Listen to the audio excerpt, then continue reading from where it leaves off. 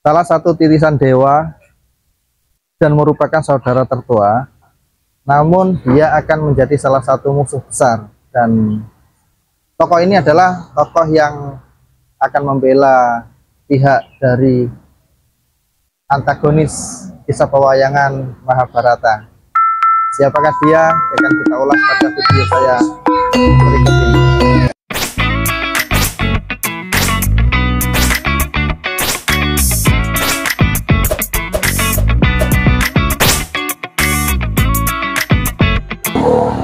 Assalamualaikum warahmatullahi wabarakatuh. Jumpa lagi dengan channel Eko Aswanto.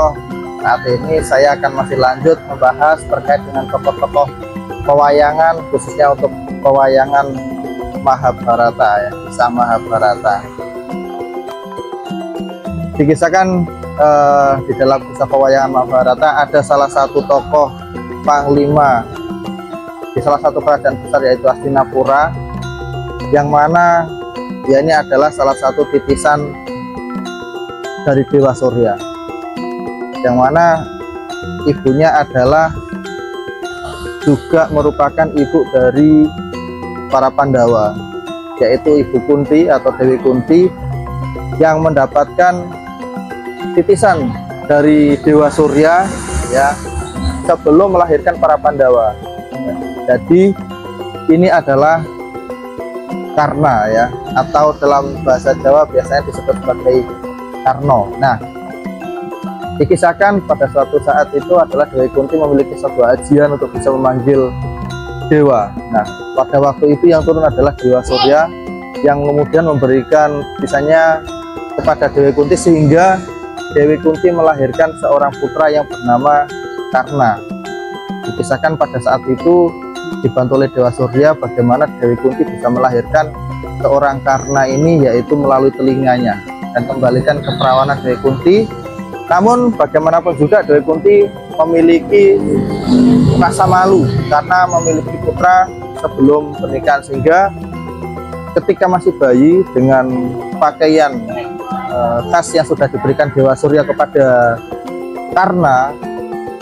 karena kecil waktu itu masih bayi, dilarung atau dialirkan di salah satu sungai yang kemudian ditemukan oleh seorang kusir yang bernama Adhirata dan dibesarkan oleh seorang kusir. Nah, dalam didikan Adhirata, yaitu seorang kusir tersebut, menunjukkan bahwasanya Karna ini juga memiliki sifat kesatria yang tidak hanya ingin puas sebagai seorang anak kusir, tetapi dia ingin bagaimana memiliki peran di dalam sebuah kerajaan, ya.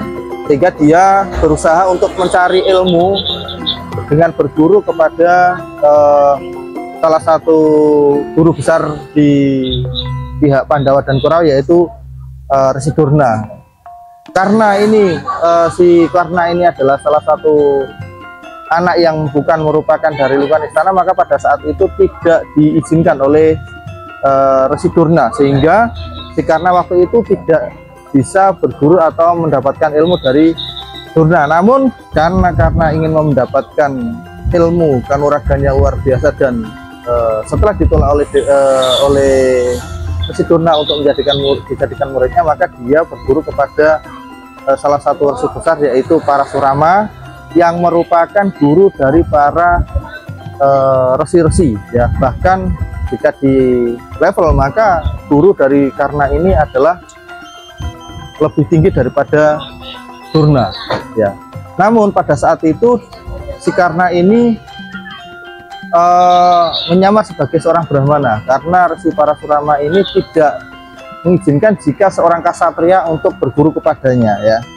Nah, namun di satu saat karena ada sebuah kisah yang menyatakan bahwasanya ketika Karna ini terkuak statusnya, yang ternyata dia adalah seorang satria, maka dia dikutuk, ya, oleh Resi Parasurama ini, bahwasanya suatu saat, ya, ketika dia dalam sebuah peperangan besar dan peperangan yang hebat, maka dia akan lupa dengan segala ilmu yang telah diberikan kepadanya. Nah, singkat cerita bahwasanya kemudian dia masuk ke wilayah Hastinapura, ya, wilayah Hastinapura, kemudian kenalnya dengan Duryodhana, dan ada beberapa sayembara begitu.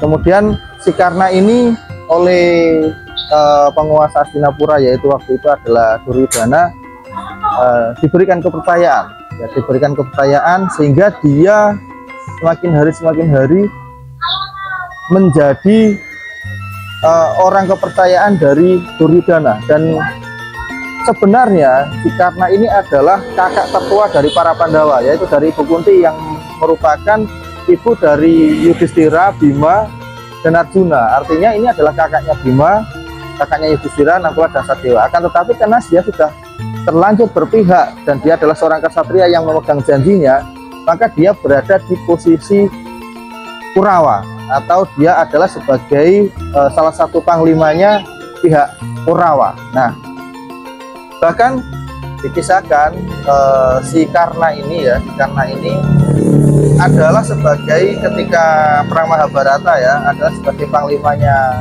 dari pihak Kurawa dan berhasil membunuh salah satu jagoannya para dewa ya, berhasil membunuh Gatotkaca ya, berhasil membunuh Gatotkaca yang merupakan anak dari Bima karena kesaktian yang dimiliki oleh si Karna. Namun diceritakan bahwasanya si Karna ini sendiri itu adalah akhirnya terbunuh oleh adiknya sendiri ya, sama-sama anak dari Dewi Kunti, yaitu terbunuh oleh panahnya Arjuna ya. Jadi itu adalah bagaimana seorang Karna ini yang lahir ya, yang merupakan titisan dari Dewa Surya atau titisan dewa dari Dewi Kunti yang merupakan ibu dari Pandawa, akan tetapi meskipun dia bersaudara dengan Pandawa, justru dia berpihak kepada Kurawa.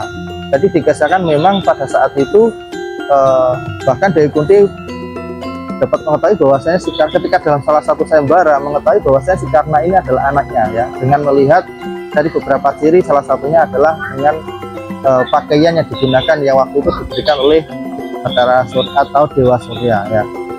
Nah, sehingga di dalam salah satu kisah bahwasanya si Karna ini terbunuh ketika Mahabharata itu karena memang dibunuh oleh Arjuna yang merupakan dari anak dari Dewi Kunti, yang ini adalah adik dari Karna sendiri, yaitu Arjuna. Nah, apa yang bisa kita pelajari dari sifat si Karna ini? Karena ini memang terkesan dengan keangkuh ya, jadi angkuh.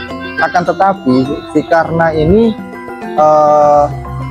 dia cenderung selalu pada pendiriannya, dia selalu mengedepankan sifat kesatrianya.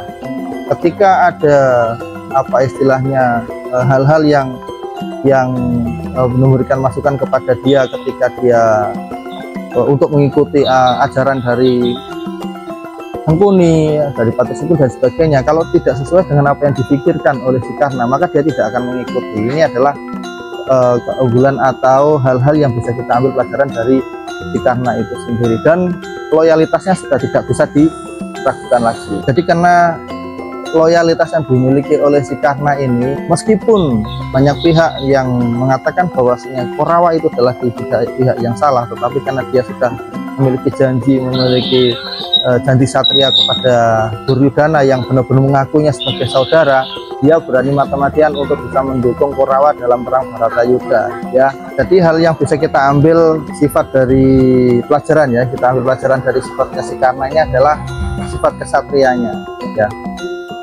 Jadi kalau tidak sesuai dengan pendirian dia dan dia merasa sebuah ajaran itu adalah salah, seperti ketika dia mendapatkan masukan atau ajaran dari Pati Sengkuni dengan kecurangan-kecurangannya, maka dia kalau tidak sesuai dengan apa yang dia pikirkan berdasarkan kebenaran, dia tidak mengikuti ya. Jadi sifat teguh kesatrianya yang dimiliki oleh si Karna ini adalah sangat luar biasa, yang kemudian dia juga merupakan salah satu raja dari Awangga. Ini adalah Karna yang merupakan titisan Dewa Surya, yang merupakan saudara dari Pandawa, tetapi dia menjadi musuh ketika perang Bharatayuddha ya, ketika dia menjadi panglima yang dari para Kurawa. Demikian tadi terkait dengan video tokoh Karna ya, yang merupakan titisan dewa. putra dari Dewi Kunti yang merupakan juga saudara dari Pandawa, satu ibu dengan Pandawa, tapi dia justru berpihak kepada musuh dari Pandawa, yaitu berpihak pada Kurawa. Tunggu ulasan pada kisah pewayangan berikutnya yang akan saya tayangkan melalui channel Eko Agus Sumanto. Semoga saja bermanfaat dalam rangka yaitu untuk melestarikan budaya, melestarikan budaya, dan semoga saja bisa menginspirasi dari cerita-cerita yang nanti akan kita beri pelajaran dari sisi positif dari kisah pewayangan tersebut. Semoga saja bermanfaat dan berkenan. Assalamualaikum warahmatullahi wabarakatuh.